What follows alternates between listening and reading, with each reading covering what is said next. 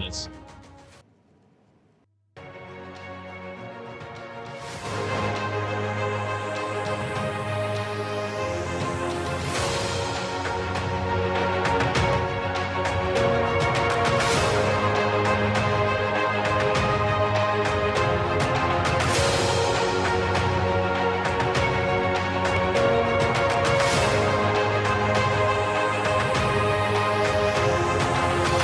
The Nigerian governance.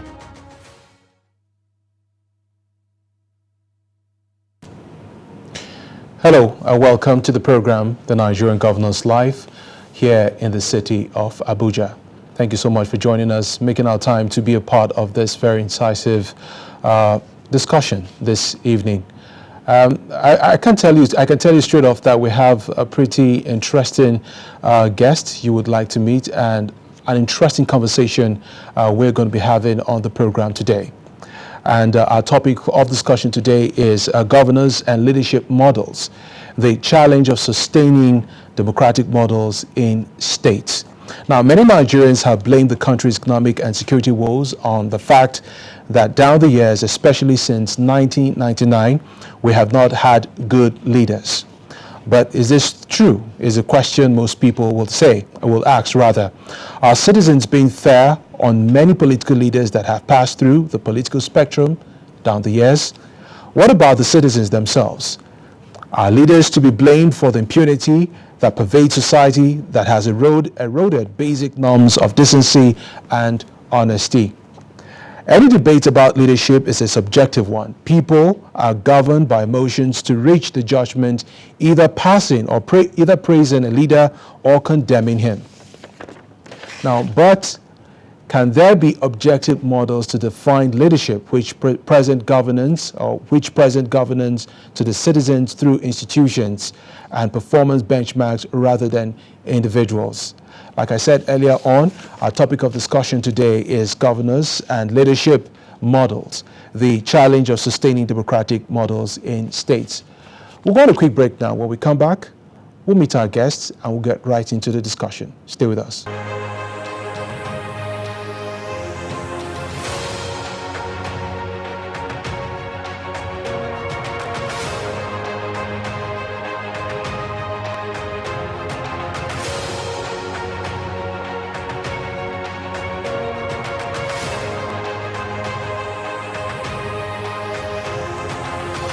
The Nigerian governance.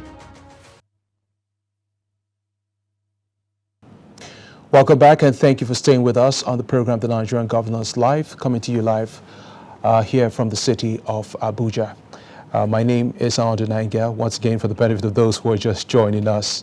Our guest today on the program is not a person, but Engineer Yagbagi Sani. He is a chairman of African Democratic Party. Action Democratic Party. Pardon me for that error there. Thank you so much for coming on the program today. Yes, it was short notice though, but I appreciate the fact that you could make out time to come on the program. Perhaps that demonstrates your passion for the issues of governance in Nigeria. So I'm going to start by putting you not necessarily on the spot, but in a sentence, if you're asked to adjudge what our political system has been from 1999 up until now, particularly as pertain the performance of governors in their respective states. In a sentence, how would you describe that? Well, it's been an eventful period, 1999 to date, as far as governance is concerned, especially at the tier that you are talking about, which is the states, the administration of the states,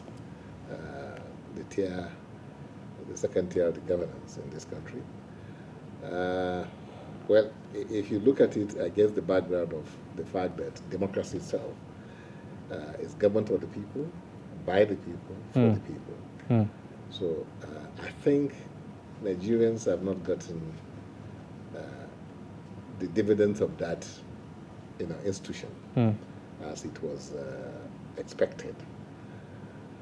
And the reasons are not far-fetched. If you look at the system of recruitment of leadership in this country itself, it's against the principle of that old saying, government of the people, by the people, for the people. There were the process of election in this country, until perhaps, with the effort of the INEC, to see how they can modernize and catch up with other countries. Okay. Okay. We may Yeah. still be in the doldrums as far as governance is concerned at that tier of the government, because what you have are not anything different from emperors. Okay, let's leave it there, because you're gradually scratching the surface of what we're going to be talking about. But let me set off with another question. Now, one of the first points of departure is the fact that by and large, Nigeria has a hugely gullible population when it comes to choosing its leaders. Is that a true representation of the average Nigerian, or are citizens more politically sophisticated than this? No, they are not. They are not. And then the elites are taking advantage of that situation which I have just described. The fact that you have poverty, pervasive, and it's been perpetuated, by governments that we have had, all along. The fact that you have ignorance also at such a high level. If you look at children out of school in Nigeria, it's pushing 13 million. If you look at even the tertiary institutions, even as we speak, the issue of strike, whether the ASU will allow, the students to go back or something like that, is looming largely. So the issue is that government itself has not taken any serious interest in education, acquisition of skills, and the welfare of the people, which is one of the conditions that the constitution of this country has given, that you must be able to provide security and welfare before you can claim, ownership of government, that you can call yourself president or governor or what have you. If you can't provide these two basic needs, then you can't claim that you are in authority, because it presupposes that you can guarantee these things. So now, if you come to our situation in this country, we are not running elections. What we have can easily, can simply be described as a way of some kind of organized crime against the people. Organized crime because we know what is happening. People are being killed unnecessarily. Money is used in such an obscene manner without nobody checking anything. Nobody has ever been taken to before the court, even though there are laws that says that if you use money in the manner we use it during elections, you should be taken before the court of law. And nothing has happened. I've never heard of anybody being charged that you spend so much money. During the elections, particularly. During the elections, in particular. Okay. That's what I'm talking about. Okay. Before, during, and after. And after, okay. Before, and after the elections. You see that, which means it's an organized crime against the people of this country. People will come, organize themselves, and then they will use the machinery of government, maim you, harass you, jail you, kill you even, and they say it's an election. And this is by state. This, what I'm describing now, is being handled, it's being done by the state against its own people. So how do you ever say that is democracy? It's not democracy. So what we have had since 1999 until now, believe me, is nothing that you can describe as democracy. So it means there must be a serious conversation on how these leaders emerge. Have Nigerians reached the point where they can choose leaders that will lead them well devoid of sectional sentiment? Well, you see what one can perhaps expect is, for instance, the person we have today as the president of this country. I expect him to live above board, because he doesn't have anything more that he's looking for in government. And I think, if anything, what should preoccupy him today is what legacy am I leaving behind? Take, for instance, when Yaradua emerged as the president of this country, he condemned, the very first thing he did was to condemn the process that brought him. He indicted that process. He said, this is not acceptable, but I am the president now. So what I should do is to put in place a machinery to ensure that we have credible, reliable, and peaceful elections in this country. But when this administration came on board, they made a nonsense of it and did not even make any attempt to even have something that resembles a process that will give you, what late Yaradua wanted to have. Okay. Take, for instance, 2019 elections. The bill was sent to Mr. President about how many times? 3 times or 4 times? And it was sent back to the National Assembly. That, time was too close and this and what have you. So, but now, in his last lap, and the final lap, not the last lap, because he's not going to go for 3rd term, and age is not on his side to come back and say, I'm going to contest after some other time. So I expect him to help this country, to leave his name, as somebody that corrected this organized process of criminal system of electing, our leadership. That's why you find also people in governance in this country. Okay, so I am telling you, you can never expect anything different from what you are having. And that's why you have parties like Action Democratic Party, which I'm the national chairman. That's why we came on board, because we can see that this roller coaster that we are on, only God knows where we're going to land. And Nigeria is too important. Okay. We are too rich in terms of resources, people, and everything. All right. To be allowed to just be rigmarole in the Okay, manner. let's beam our searchlights more on the governors, because basically there's so much emphasis on the center. Yeah. Some would say that because everybody across the country gets to vote for the president, and that's the reason why we would oftentimes talk so much about the center. But then let's beam our searchlights on government. Then there is always a challenge of leaders selecting a team that will bring on board skills that will make the welfare of the people a priority. Have we had governors down the years who have selected these kind of team to actualize their vision? Not at all. We never had. That's why we are where we are today. And if you look at the situation that is playing out, the resources of this country is being filtered away, in a manner that, unless something is done and done quickly, believe me, I have a stake in this system, in the project Nigeria, So, and I'm afraid we can't continue like this. But for the sake of clarity, how exactly have the governors failed in this regard? Woefully, and I'll tell you why. Okay. If you look at the IGR of a good number of states, except maybe about 4 of them, none of them can stand on its own. In fact, what they collect annually is less than 10% of what they normally come to Abuja to collect. I know of my state, Niger State. Okay.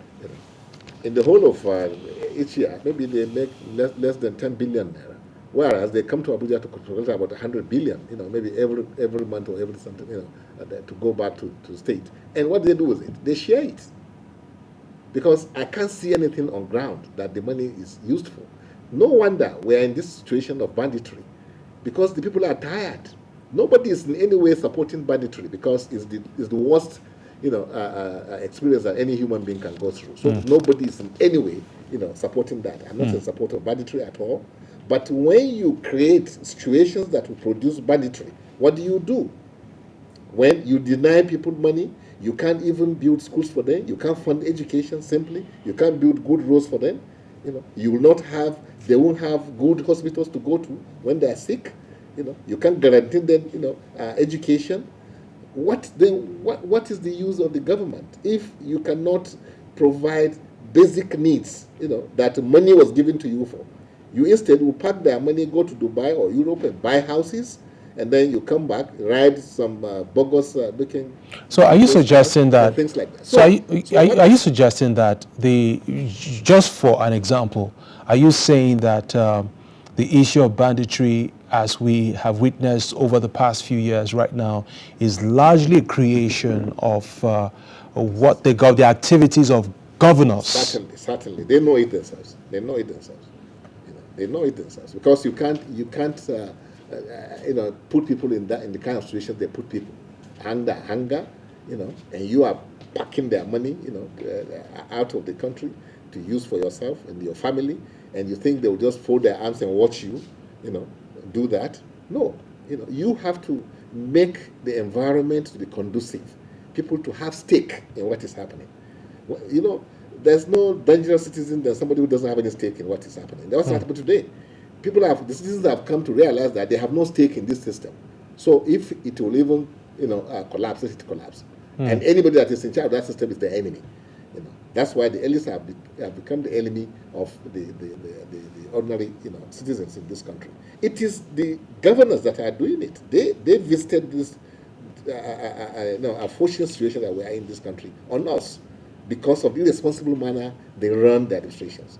And it's so apparent. You don't even need anybody to analyze anything for you. You ask yourself, how come a country that is so blessed by way of natural resources? You talk of agriculture, we have it in abundance. You talk of soil minerals. You talk of oil and gas. You talk about human capital. You talk about the size of the land itself, the population. All these things are things that should be able to transform the lives of the citizens for them to enjoy, living. But what do you have? Abject poverty. That's what you have. Unemployment. Killings. Banditry. What have you? That's what you have. And what do you have again? Arrogance on the part of the people who claim to be the governors. Okay. So this is what I'm talking about. Look at what they even do with the vote that they are supposed to give to the third tier of government. That's a local government. Local government. Okay. Look at the way they organize. Like I say, it's organized crime. They'll just select whoever they want. They put in there, and then when the money comes that should be put in their care, the governor will sit in his house and then will sign checks, that okay, this is what you are going to use just for you to go and pay salaries and whatever. Okay, let's say about development. All right, so how do you expect the system to go on like this? I mean, nobody should be surprised. What is happening is happening. Okay, you have thieves, as administrators or as governors and whatever. Okay, literally. Yeah. Let's by way of moving on. Let's see. Leadership is all about continuity, as it stands. To reasons that 4 years or 8 years are not long enough to complete some long-term projects. So, why is there no continuity? Why do they have no models in states that can be sustained over decades? I'm thinking that even as an engineer, ideally, I've often personally wondered and asked questions about this. If, for instance, you have a project you want to embark upon, as an engineer, I know you can attest to the fact that there's a time frame that a project should start and end. But what we see across our states is the opposite. So why don't we have, a model to sustain, to have some level of continuity, even when it comes to projects that we get to see? Because there's no system. No system. It's about whoever is there at that time. That's why they always find themselves, I mean, if the governor today is leaving and he makes the mistake of putting his deputy there or something like that, who you would think would be loyal to him, he will not be loyal to him because there's no system of loyalty. What is there is the person, that's why I said we literally elect emperors. And that's what you have. Because there's no system of governance. The man comes and they say he's now the leader of the party, he's leader of the government, he's leader of the people, he's everything, all and all. Nobody can talk to him. It's a tin god. So there's no system. So when he leaves with all those nonsense. And whoever come now will come and then, entrench himself and now as the Alpha and Omega. Nobody can say anything. Not the State House of Assembly, not the party that brought him, not his own commissioners. Nobody can challenge this human being as if he's God. So how come? Why shouldn't you have things failing? But you make it sound as though it's a hopeless situation for the led. If that's a yeah, because at the end of the day, you have a people who have the voters card, yes, who at the end of the day are adversely affected by poor decision making or poor governance generally by whichever governor or state governor as the case may be. Right. Why don't they have the boldness to effect changes eventually? Because that's the question at the end of the day. Because we can as well blame governors, but we think that even the people should also share part of the blame. Three things are happening here. Our problem, let me first of all tell you that our problem is top to bottom problem. The problem of Nigeria is at the top, not at the bottom, at all. It's the top people. That is the crooks that are elected through the crooked means of elections. This organized crime that we have as election process.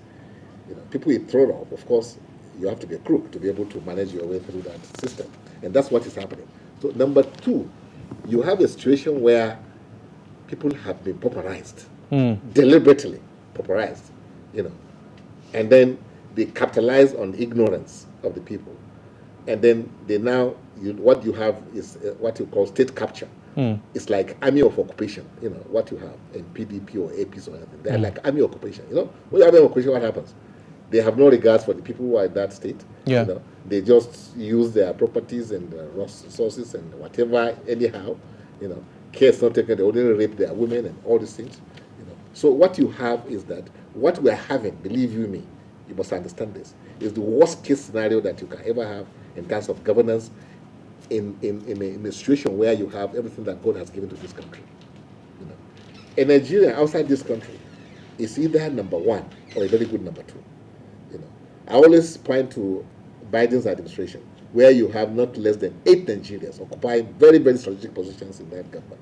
I'm not even talking about the sectors, other sectors like business sectors, or education or health, where you find Nigerians as surgeons, very, very, highly respected human, people. You go to UK, the same thing. You go to Canada, the same thing. So Nigerians, we are not laybacks at all. We just find ourselves in a state capture, and unfortunately, we have a system which I will call organized crime because that's what it is. Armed robbers, what do they use? Guns. They will harass you. They will intimidate you. That's what they do. These governors you have today, when election comes, they are not better than armed robbers. Because they'll come out with guns, they'll intimidate you. Well, that's a rather strong description but anyway. I'm describing the situation. Well, given the fact that, yes, and then try to see how we can rescue ourselves, from this, army of occupation. That we're running out of time, so we're running out of time. So I have a couple of questions I would have loved to ask, but I will still come back to this. Now, what does the governor make? How does the governor make governance not only about himself or his ideas, but about institutions and models he has built in tandem with many minds? That's the last question I'm going to ask for today. You have to change the system. The system, I've told you about the recruitment, the process of recruitment.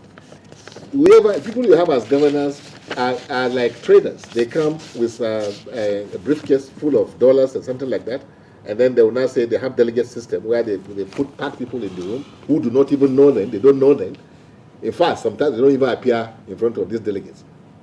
Those who appear are the ignorants, people that will take the money and then go and give to the delegates. Say, okay, you have 5,000, 10,000, whatever. Who am I voting for? They don't even know. What they know is naira, that they brought to them, or dollars. In some cases, they even disable dollars. So you can see how bad it is. We've come to. I hope we cannot. This is digital minimum. We can't go below this. That's why everything is wrong in this country now. That's why what is happening, because the system throw up people that have questionable characters.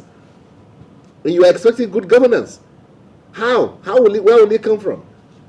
The man came with his money. He bought his way, and he's looking for how he can make profit and then recover. And then when they come, they even, still us blind without any conscience. So we must change this system. That's why we must support INEC and what they're trying to do. This electronic transfer of results must happen. If Nigeria if we must have peace, we must grow as a nation. We must find a way by which we bring people that have empathy, that really believe in Nigeria. These ones don't even respect us. They don't respect our laws. They don't like Nigeria. If you want to hear. All right, I think that would be a good place to round up. I wish we could go further and talk a little bit more about this, but unfortunately we've run out of time. I've been speaking with Engineer Yabagi Sani. He's the chairman of Action Democratic Party here in Nigeria, of course. Well, it has to be Nigeria, of course. So thank you so much for being a part of the program.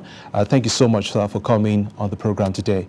It's been a wonderful discussion here on the program, The Nigerian Governor's Life, and I hope I have you here next time, same time, same station, next week at 6:30 for another interesting edition of the program. Now, if you are within the city of Abuja, you can also tune in to Rhythm 94.7 FM here in the city of Abuja to be a part of the program on Friday at 9 a.m. as well. Our topic of discussion today has been governance and leadership models, the challenge of sustaining democratic models in the states. Thank you so much once again, and do have a lovely week ahead.